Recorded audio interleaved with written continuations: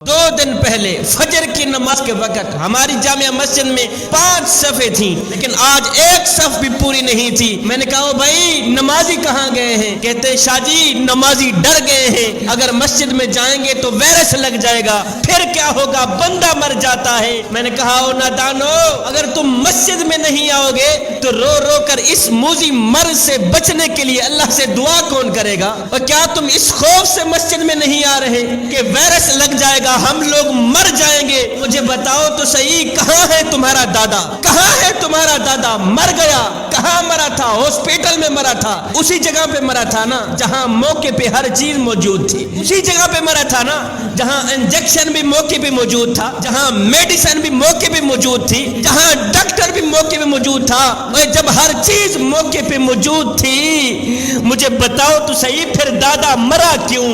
اس لیے کہ یہ اس کے پیدا ہونے سے پہلے ہی لکھ دیا گیا تھا کہ تو نے ہاسپٹل میں ہی مرنا ہے اور ہارٹ اٹیک کی وجہ سے ہی مرنا ہے۔ پیدا ہونے سے پہلے ہی اس کی موت لکھ دی گئی تھی۔ ہمارے بست ملوک میں ایک ڈاکٹر صاحب تھے جن کی اپنی ہسپتال تھی، پچھلے دنوں میں پتہ چلا کہ وہ اچانک فوت ہو گئے، اچانک فوت ہو گئے ہیں۔ میڈیسن بھی موقع پہ موجود ہے، ٹیکہ بھی موقع پہ موجود، دوائیاں بھی موقع پہ موجود، لیکن جب موت کا فرشتہ آیا اس نے ڈاکٹر صاحب کو ہلنے بھی نہیں دیا۔ جوانو، اگر تمہاری موت کرونا وائرس سے لکھی گئی ہے، تم شرق سے لے کر غرب تک دوڑتے بھاگتے رہو، تمہیں کرونا وائرس ہی مارے گی۔ وہ ایک انجانے سے خوف کے پیچھے اللہ کے گھر کو ویران نہ کر میاں، اللہ کے گھر کو بے آباد نہ کر جیویں۔ خدا کا گھر آباد ہے تو سارا شہر آباد، خدا کا گھر آباد ہے تو ساری بستی آباد، سارا محلہ آباد۔ یاد رکھنا، اگر خدا کا گھر ویران کرو گے تو کہیں ایسا نہ ہو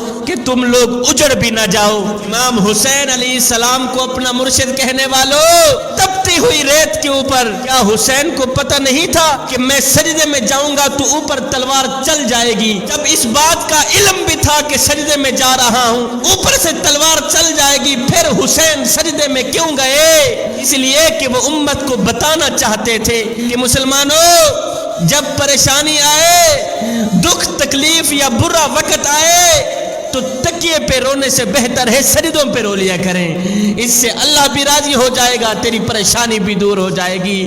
میاں مسجد میں آ، اے مسجد میں آ کے اپنے گناہوں کی توبہ کرے گا، رو رو کر اللہ سے دعا کرے گا تو اللہ تعالی ہمیں اس بیماری سے بچائے گا۔ خدا کے گھر کو آباد کر اس سے پہلے کہ تیرے گھر کو آباد کیا جائے۔